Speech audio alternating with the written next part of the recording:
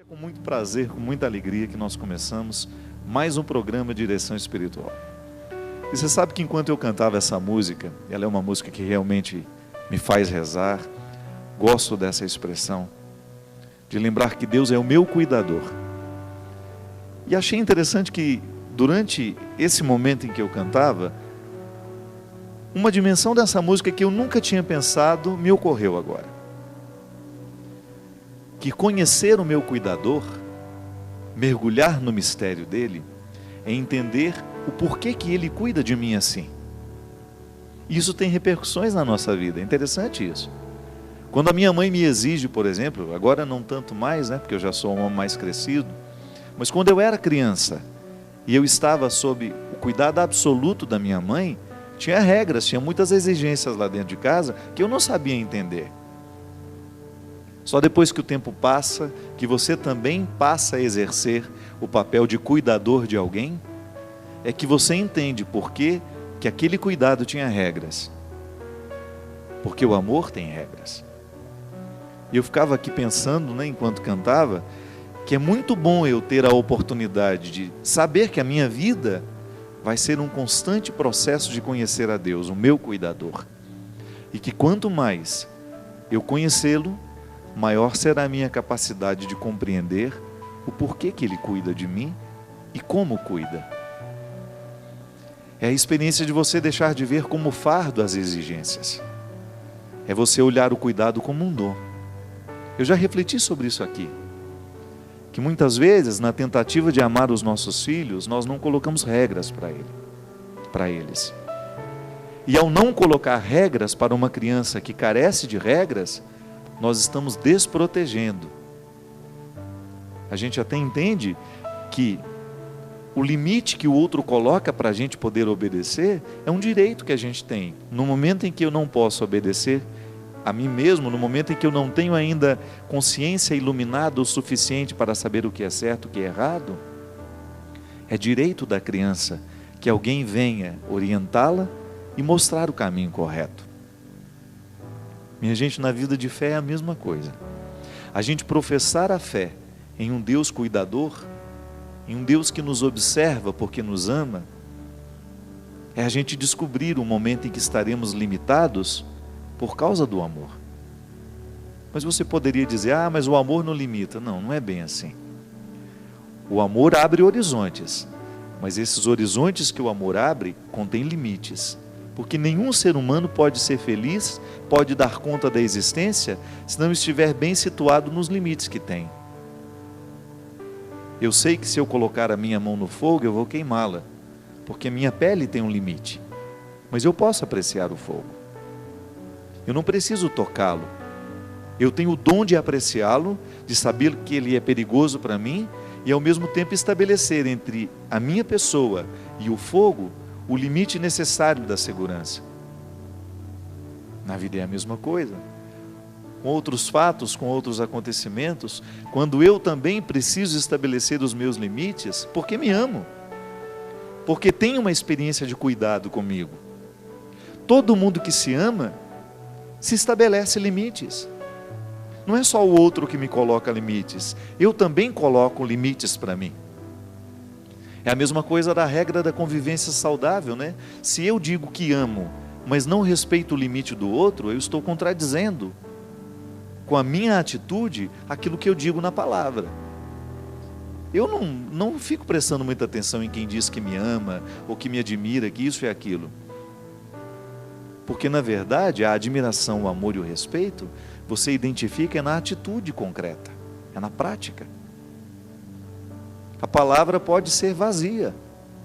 Eu acredito no amor da minha mãe, porque eu nunca tive uma experiência com ela, é engraçado isso, que foi de desrespeito comigo. Não, minha mãe me ama de verdade. Eu sei o que é o amor, porque minha mãe me amou um dia e me ama ainda hoje.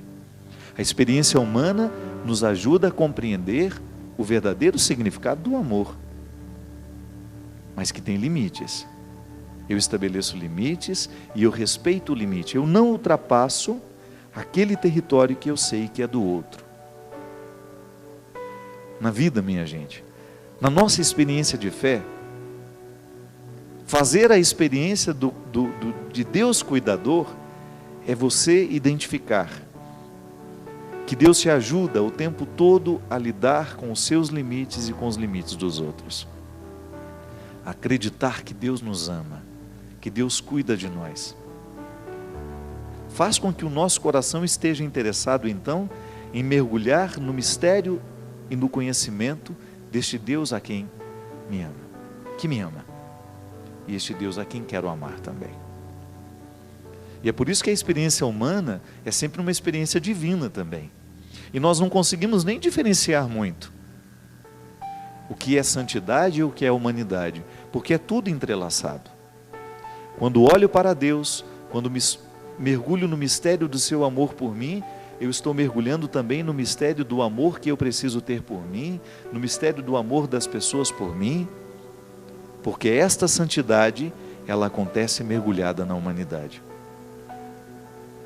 E aí a gente descobre que não há oposição, que uma humanidade bem vivida já é o preparo de uma santidade, que já é uma experiência de santidade. Porque no momento em que eu trabalho a minha humanidade com responsabilidade, eu estou me aproximando do sagrado, eu estou permitindo que Deus cuide de mim. Você sabe que muitas vezes a gente encontra pessoas que estão com muita dificuldade de serem cuidadas por Deus. Você já deve ter se sentido assim. Você conhece alguém que se sente assim? Com certeza. Hoje, é possível que você tenha encontrado uma pessoa assim, que já não sabe mais sentir-se amada por Deus, que já tem dificuldade de sentir-se protegida por Deus. Por quê? Porque já perdeu o amor próprio. Porque já se desprotegeu. Já deixou de se cuidar. Já se expôs como uma praça pública, como um território baldio, sem muito respeito, sem muitos limites. As cercas foram quebradas, foi profanado aquele ambiente que antes era sagrado. E por que está assim? São muitas as situações humanas. A droga faz isso com a gente, a sexualidade mal vivida, mal experimentada faz isso com a gente, a traição, a falta de amor, o ódio, o rancor, a infidelidade. São tantas as atitudes humanas que quebram as cercas do nosso território santo. E aí, quando estamos assim, temos muita dificuldade de acreditar no cuidado de Deus. Temos muita dificuldade de experimentar o cuidado de Deus. Por quê? Porque há alguma coisa quebrada neste processo humano que dificulta a compreensão da realidade espiritual. É por isso que eu sempre gosto de dizer, psicologia e espiritualidade andam juntas. Uma boa psicologia aplicada faz com que a gente se aproxime de Deus, do mistério. Faz com que a gente reconheça na nossa alma as desarmonias, aquilo que está quebrado, aquilo que está profanado. Por algum motivo permitimos, ou porque fizemos, ou porque permitimos que o outro fizesse com a gente. E aí a conversão passa pela reestruturação dessas cercas. Olho para o território que sou e descubro onde é que fui profanado pelo pecado, pela experiência mal vivida, pela infidelidade, pela traição, pela droga. Olho para tudo aquilo que foi profanado no meu coração, na minha vida, e começo em Deus a reestruturar todas essas cercas. Porque um território precioso precisa ter a experiência do limite, precisa estar delimitado, para que o outro saiba que naquele terreno ele não tem o direito de fazer como se fosse um terreno baldio. Não somos um terreno baldio, somos território santo, cuidado por Deus. Assim como os muros podem proteger uma propriedade, Deus nos protege com seu amor, com sua misericórdia, e somos todos merecedores dele. Você pode dizer, padre, tem algum pecado que possa retirar isso de nós? Não, absolutamente. Deus nos ama mesmo quando nós estamos na miséria. É a teologia que nos ensina isso. Mesmo quando não merecemos, Deus nos ama. Sabe por quê? Porque Jesus nos ensinou que o seu Pai, esse Deus que Ele nos revela, Ele é capaz de deixar as 99 ovelhas e ir em busca daquela que está doente. Mas isso também parece injusto. Largar as 99 ovelhas, expô-las ao risco para ir buscar uma única. É só uma metáfora para nos ensinar. Não é lógico isso não. Não é lógico mesmo. Deixar as 99 ovelhas e ir buscar uma que está perdida e expor aquelas ao risco é realmente ilógico. Mas a história não é para ser pensada com lógica. O sentido dessa história é mostrar que a ovelha que está perdida tem tanto valor quanto as 99 que estão bem guardadas. É para a gente ter facilidade de entender que mesmo quando estamos desgarrados, julgados à margem, quando mesmo nós nos desprezamos, Deus continua nos amando. Deus não desiste de nós. E esse é um fator para a gente se reerguer, minha gente. É um fator que deverá ser decisivo para os nossos recomeços. Nossos recomeços devem nascer desta convicção: Deus me ama. Eu não perco isso de vista. E não quero perder. Você sabe por quê? Porque eu sou muito miserável. E para eu saber lidar com as minhas misérias, eu tenho que ter diante dos meus olhos, dos meus ouvidos, essa certeza: Padre Fábio, Deus ama você. Com todas as suas misérias, com todos os seus limites, Ele não desiste de você. Aí eu começo a viver um processo natural de me querer, de me desejar, porque isso é tão difícil na vida, né? Nem sempre a gente sabe se querer, nem sempre a gente sabe se desejar. É mais fácil a gente se jogar fora e viver um processo autodestrutivo, inconsciente muitas vezes, que nos leva para o fundo do poço, que nos faz viver a pior de todas as misérias, que é aquela que nós nos impomos. Porque nada pode ser mais destruidor à vida humana do que a sua incapacidade de acreditar-se, de olhar-se com otimismo, de olhar-se com desejo.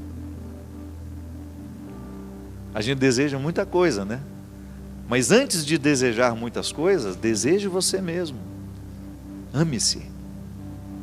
Viva essa experiência de reconciliação todos os dias, agora, neste momento, antes de dormir. Faça as pazes com você, porque fazer as pazes com você é, sem dúvida, dar a Deus a oportunidade de continuar cuidando de você.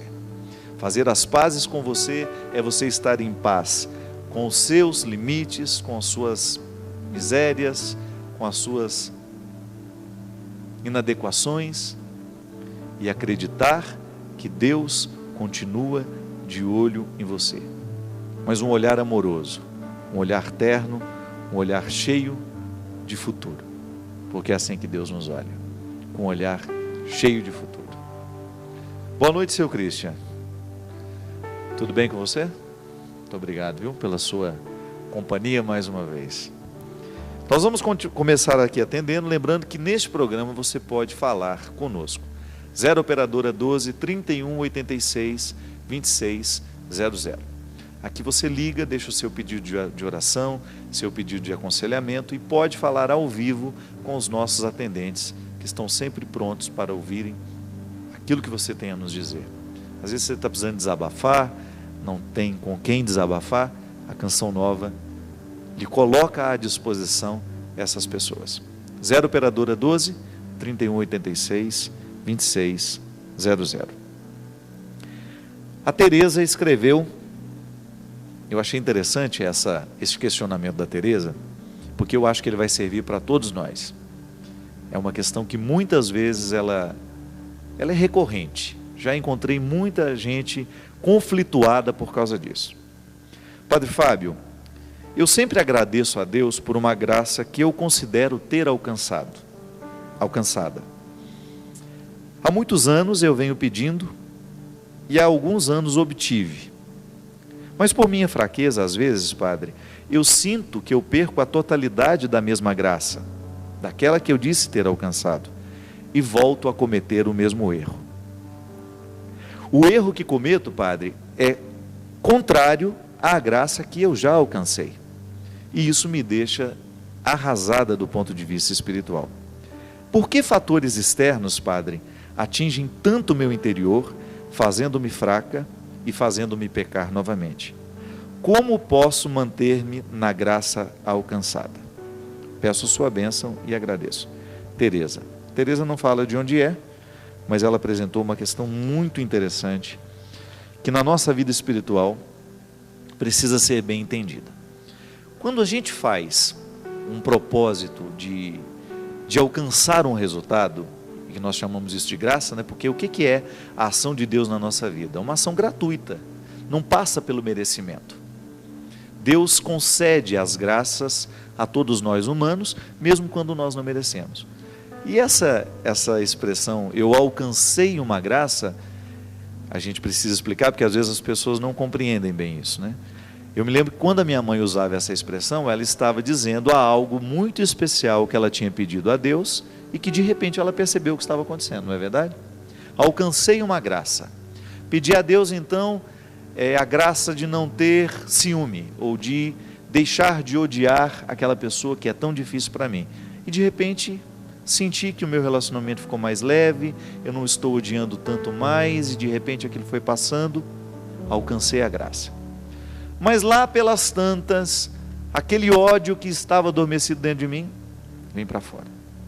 Não é esse caso, não sei do que se trata, aonde é que a Teresa está caindo, mas a gente precisa saber que toda graça alcançada precisa fazer uma espécie de manutenção dela, não é? Por quê?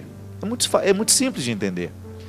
É porque todo dom que Deus nos dá está sempre amarrado numa tarefa. Por quê? Porque Deus cuida de nós. E quem cuida não dá as coisas sem que ela faça a sua parte. É para saber valorizar o que recebeu, não é assim? A gente não ensina para os filhos da gente que o sacrifício que a gente faz é para a gente saber o valor das coisas? Pois bem, eu recebo a graça de estar vivo. Eu não paguei nada para estar vivo. Eu recebi de Deus este dom. Aí eu preciso fazer a minha tarefa de viver bem essa vida que eu recebi, para que essa graça seja realmente vivida e experimentada com plenitude. Toda vez que nós tentamos fazer uma superação na nossa vida, experimentando essa graça de Deus que nos motiva a ir para frente, desse Deus que nos alivia os fardos, a gente precisa descobrir que nesta atitude de receber, tem também uma atitude de cuidar. Eu recebi a graça. Então eu acabei de fazer uma confissão. Eu recebi a graça de ser perdoado lá pelo sacerdote. Eu saio daquela confissão e vou viver. Não adianta nada eu levar essa graça sem saber que ela tem que ter repercussões na minha vida. O pecado vai continuar sendo para mim uma possibilidade. Porque Deus não vai me livrar das tentações. Deus não vai me livrar das situações difíceis. Porque Ele não pode me infantilizar.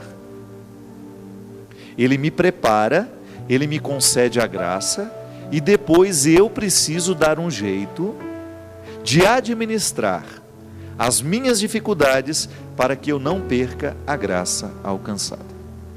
Isso é muito interessante, gente, porque coloca a vida cristã dentro de um contexto de muita maturidade. A proposta de Deus para a nossa vida é uma proposta madura. Eu não posso acreditar que Deus vai livrar o meu coração de sentir ódios. Isso é mentira. Deus vai me dar a consciência, Deus vai acender a minha luz aqui na minha cabeça, no momento em que eu estiver vivendo o ódio, no momento em que eu estiver tendendo a fazer uma maldade por causa do ódio que eu sinto, tendendo a agredir alguém, a retirar a paz de alguém, a luz da minha consciência vai me acusar, vai me iluminar, para que eu tenha condições de olhar para aquilo que eu estou pretendendo fazer e descobrir que ali não é o melhor caminho e aquela atitude não é a melhor que eu posso ter. Aí você descobre que essa graça, quando auxiliada pela tarefa humana, gera santidade de verdade, não é? Quando o ser humano faz um esforço para ser melhor, essa graça de Deus cresce e cresce em abundância na nossa vida. Agora, quando eu negligencio a tarefa que eu tenho para ser melhor, para fazer as coisas de um jeito correto, eu corro o risco de prejudicar a graça que eu alcancei. A gente não pode cair nessa tentação de pensar que a graça alcançada já é definitiva. É igual a saúde, minha gente. Quantos de nós passam por problemas de saúde, quase morre?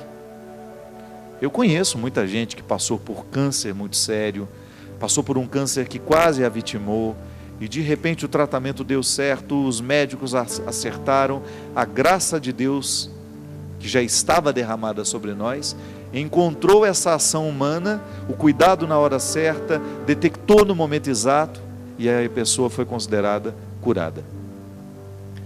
Aí depois que a pessoa está curada, ela começa a viver esquecendo que ela recebeu o dom, a vida, a cura.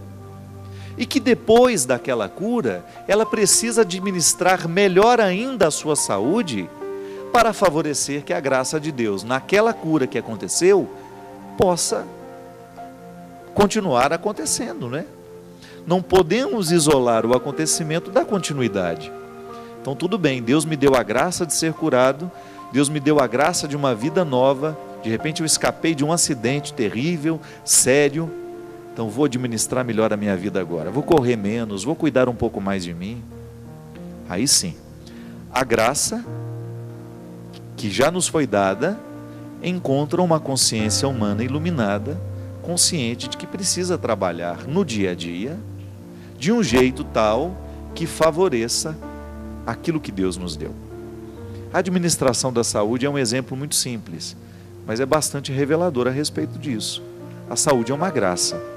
Deus me deu a vida, então eu agora vou administrá-la da melhor forma. Vou ser consciente, né? Vou fazer de tudo para manter a minha saúde, para poder envelhecer com dignidade, para poder ter um dia a dia saudável. Mas veja bem, Deus não vem aqui viver por mim.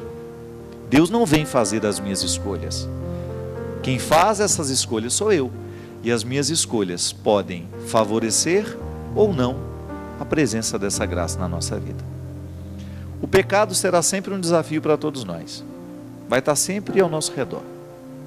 Deus não pode nos livrar dessa experiência. Volto a dizer, senão Ele estaria nos tratando como se fossem infantis. Não. Fazer essa graça de Deus permanecer em nós, para que a gente viva na graça, é uma expressão de São Paulo, a vida na graça é uma vida de esforços, de lutas e de sacrifício. Porque ninguém pode negligenciar o dom recebido de Deus, ninguém pode achar que o dom recebido já está garantido. Não, nós precisamos fazer no nosso dia a dia, a parte que nos cabe para que essa graça de Deus continue manifestando-se em nós. A luta é de todo dia, toda hora. Ninguém nos prometeu que seria fácil, mas ao mesmo tempo temos a certeza de que Deus está sempre com a gente, sobretudo no momento da nossa fraqueza. Assim como a mãe tem uma facilidade de amar o filho, sobretudo no momento da doença, ela ama o tempo todo, mas no momento da doença o amor é redobrado, o sacrifício pelo filho é redobrado. A mesma coisa Deus com a gente.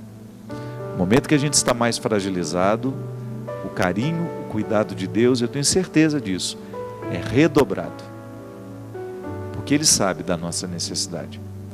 Agora, se a gente está fechado, é possível que a gente nem perceba a manifestação desse carinho.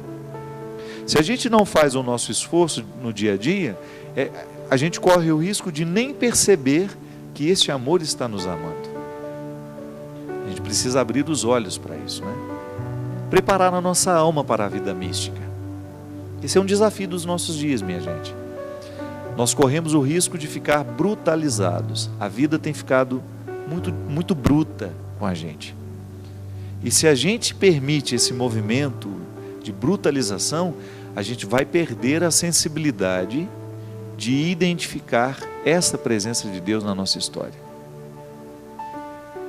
Nós não podemos permitir que essa vida moderna, cheia de possibilidades de comunicação, essa vida muito virtual, ou essa vida dura mesmo, de muita violência, de muita agressão, de muito desrespeito ao ser humano, venha brutalizar a nossa alma e desprepará-la, quase que impossibilitá-la da vida espiritual, que é sempre uma opção muito difícil de ser feita nos dias de hoje, porque a vida hoje nos estimula o tempo todo para viver para fora.